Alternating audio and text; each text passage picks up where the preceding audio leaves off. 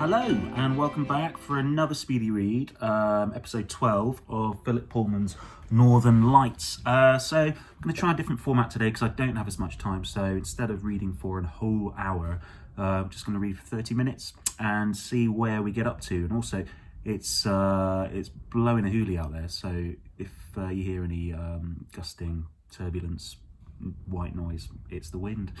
Okay, so without further ado, there was an accident that had happened concerning one of the Egyptians. So I'll press my timer.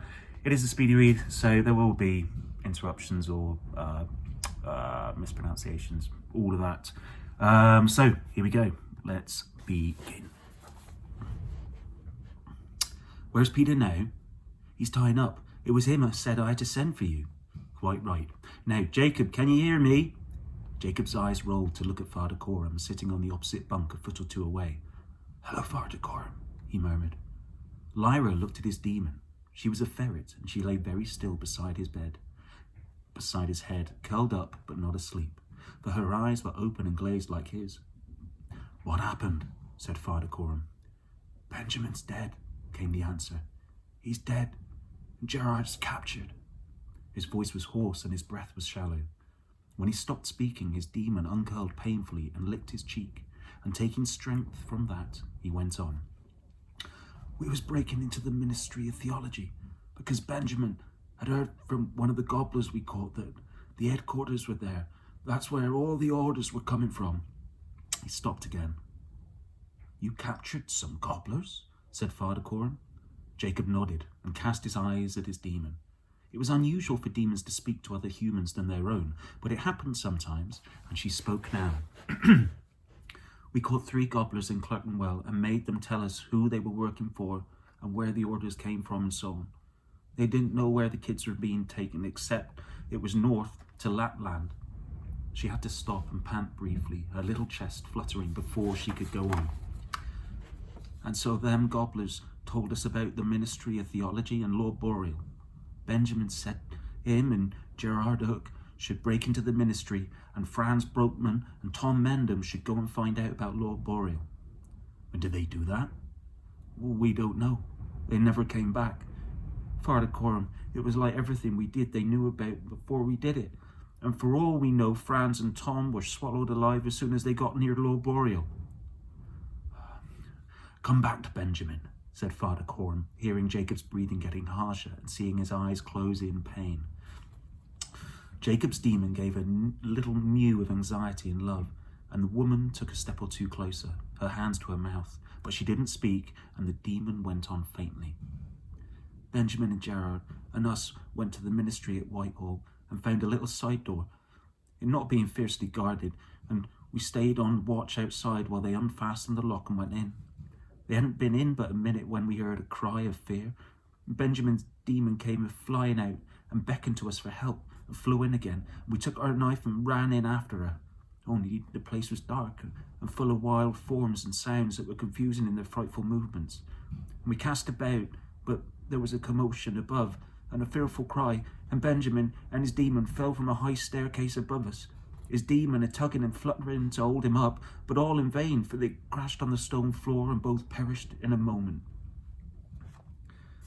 And we couldn't see anything of Gerard, but there was a howl from above in his voice, and we were too terrified and stunned to move. And then an arrow shot down at our shoulder and pierced deep down within. The demon's voice was fainter, and a groan came from the wounded man. Father Coram leaned forward and gently pulled back the counterpane, and there, protruding from his shoulder, was the feathered end of an arrow in a mass of clotted blood. The shaft on the head was so deep in the poor man's chest that only 6 inches or so remained above the skin. Lyra felt faint. There was the sound of feet and voices outside on the jetty. Father Coram sat up and said, Here's the physician, Jacob. We'll leave you now. We'll have a longer talk when you're feeling better. He clasped the woman's shoulder on the way out. Lyra stuck close to him on the jetty, because there was a crowd gathering already, whispering and pointing. Father Coram gave orders for Peter Hawker to go at once to John Farr, and then said, Lyra, as soon as we know whether Jacob's going to live or die, we must have another talk about that Alethiometer. You go and occupy You go and occupy yourself elsewhere, child. We'll send for you. Lyra wandered away on her own and went to the reedy bank to sit and throw mud into the water. She knew one thing. She was not pleased or proud to be able to read the alethiometer. She was afraid. Whatever power was making that needle swing and stop, it knew things like an intelligent being. I reckon it's a spirit, Lyra said, and for a moment she was tempted to throw the little thing into the middle of the fen.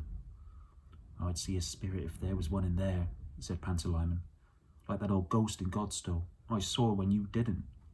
There's more than one kind of spirit, said Lyra reprovingly. You can't see all of them. Anyway, what about those old dead scholars without their heads? I saw them, remember? That was only a nightghast. It was not. They were proper spirits all right, and you know it. But whatever spirit's moving this blooming needle ain't that sort of spirit. Well, it might not be a spirit, said Pantalaimon stubbornly. Well, what else could it be? It might be elementary particles. She scoffed. It could be, he insisted. You remember the photo mill they got at Gabriel? Well then. At Gabriel College there was a very holy object kept on the high altar of the oratory, covered, now Lyra thought about it, with a black velvet cloth, like the one around the Alethiometer. She had seen it when she accompanied the librarian of Jordan to a service there.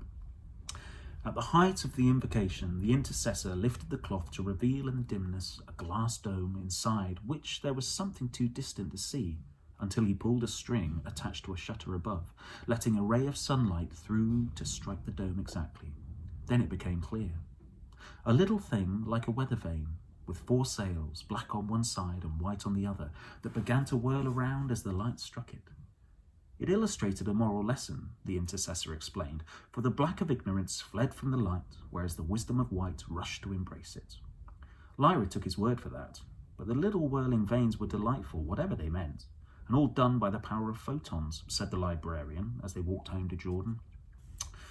So perhaps Pantalaimon was right. If elementary particles could push a photomill around, no doubt they could make light work of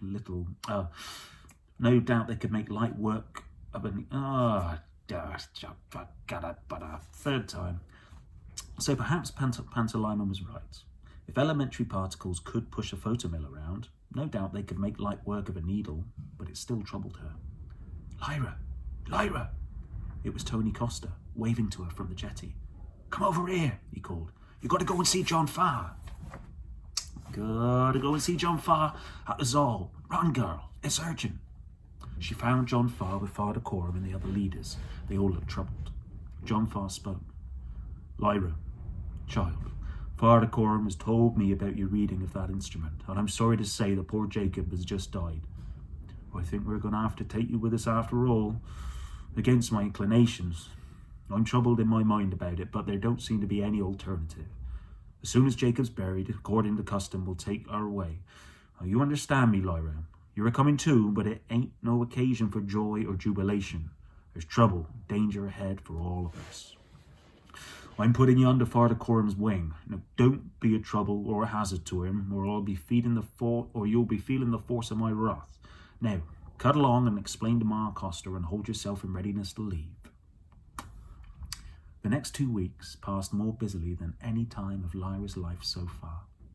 Busily, but not quickly, for there were tedious stretches of waiting, of hiding in damp, crabbed closets, of watching a dismal rain-soaked autumn landscape roll past the window, of hiding again, or sleeping near the gas fumes of the engine and waking with a sick headache, and worst of all, of never once being allowed out into the air to run along the bank or clamber over the deck, or haul at the lock gates or catch a mooring rope thrown from the lockside. Because, of course, she had to remain hidden. Tony Costa told her of the gossip in the waterside pubs, that there was a hunt the length of the kingdom for a little fair-haired girl, with a big reward for her discovery and severe punishment for anyone concealing her.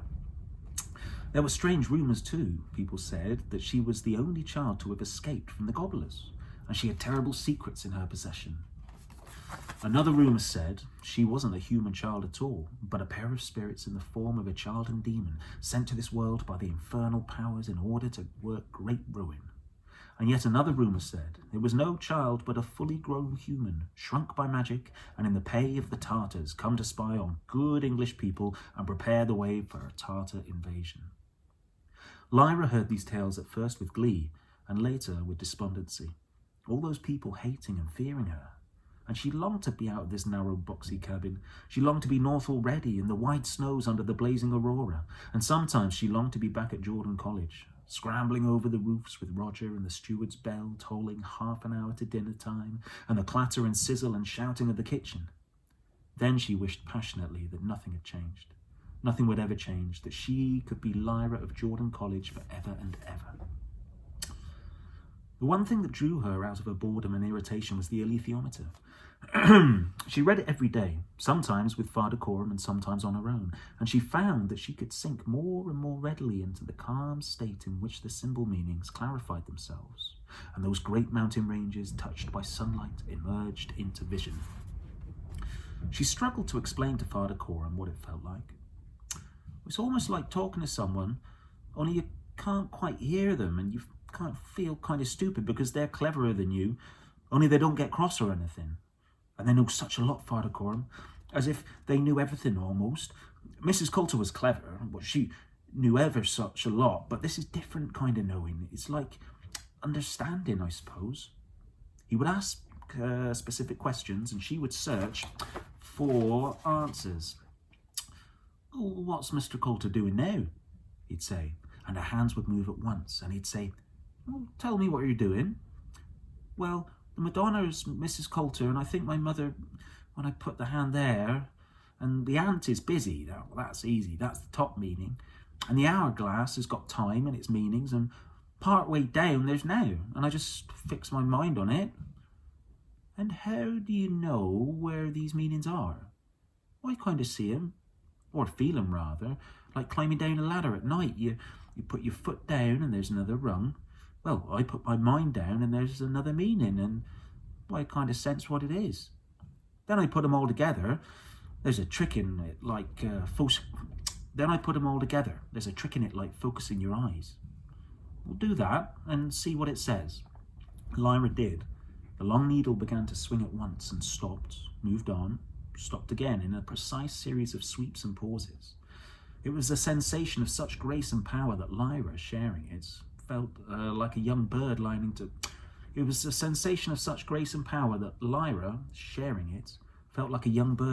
fly.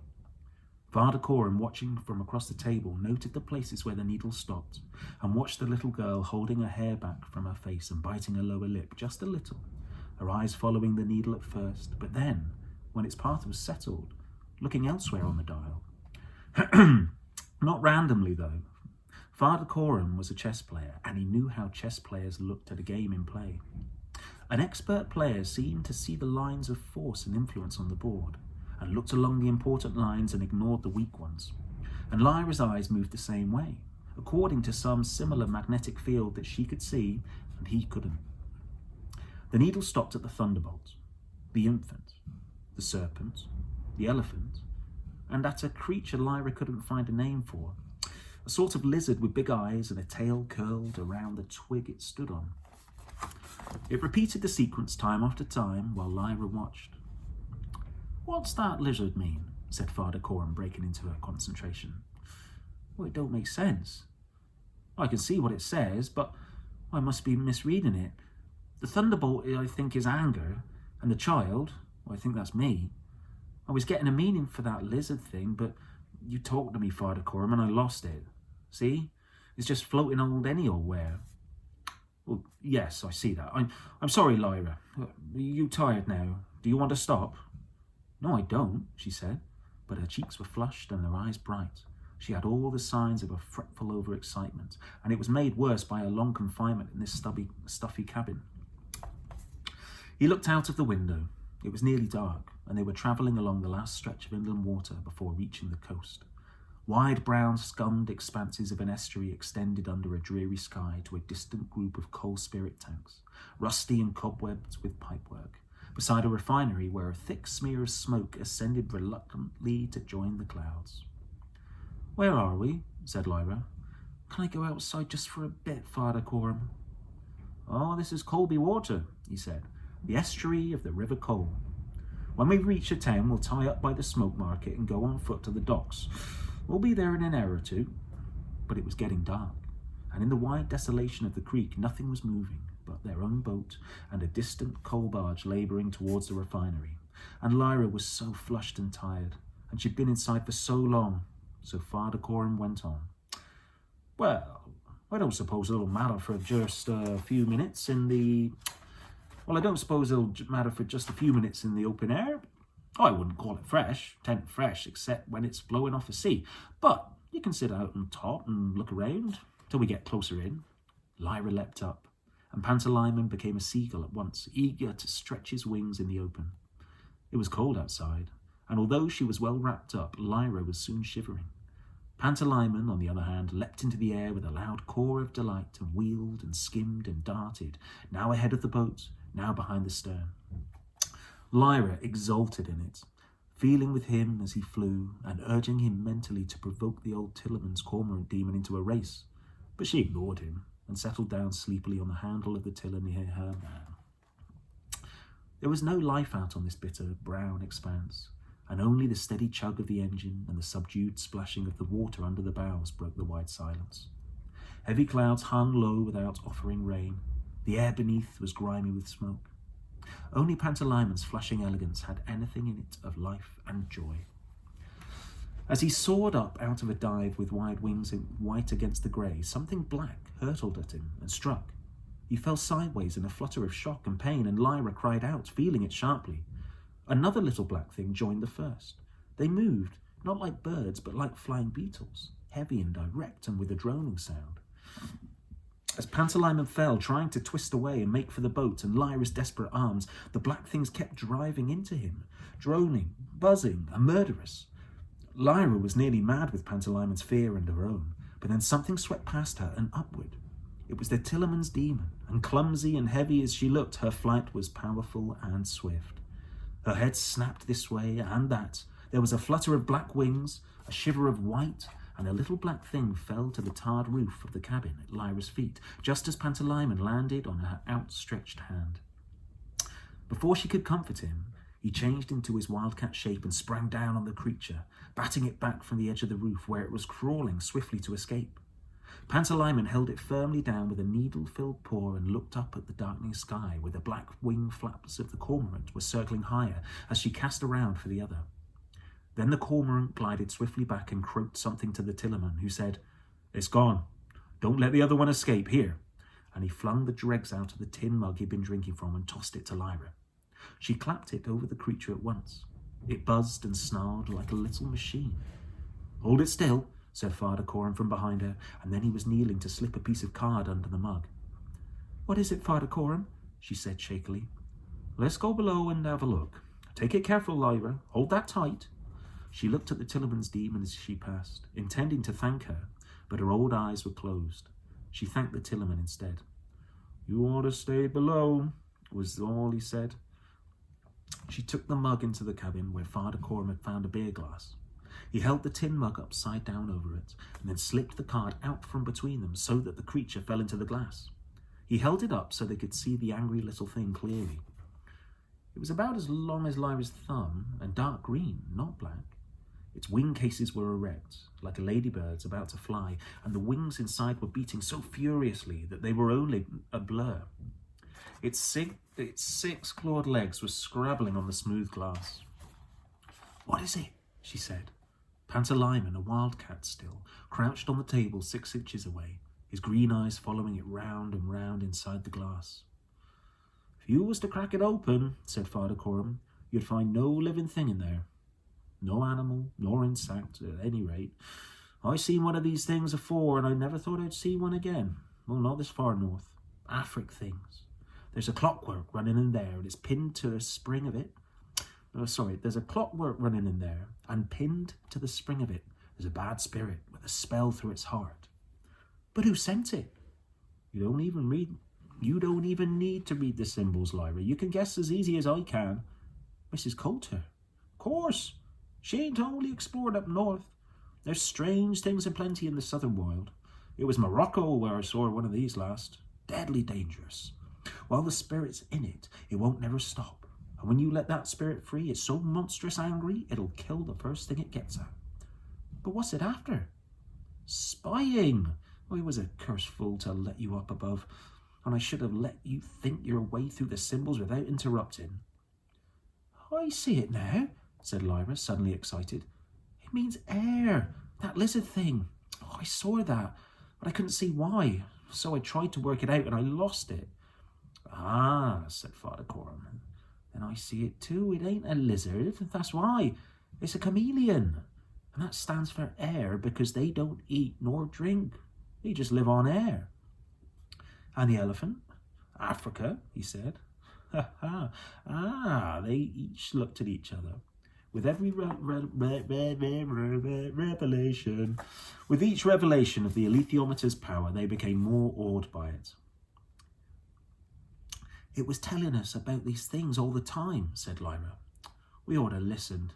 But what can we do about this then, Father Coram? Can we kill it or something? Well, I don't know as we can do anything. We shall just have to keep him shut up tight in a box and never let him out. What worries me is the other one that got away. You'll be flying back to Mrs. Coulter now with the news that he's seen you. Oh, damn me, Lyra, but I'm a fool. He rattled about in a cupboard and found a smoke leaf tin, about 3 inches in diameter. It had been used for holding screws, but he tipped those out and wiped the inside with a rag before inverting the glass over it, with the card still in place over the mouth. After a tricky moment, when one of the creature's legs escaped and thrust the tin away with a surprising strength, they had it captured and the lid screwed down tight. Soon as we get about this ship, I'll run some salt around the edge to make sure of it, said Father Coram. But don't clockwork run down? Ordinary clockwork, yes, but like I said, this one's kept tight wound by the spirit pinned to the end.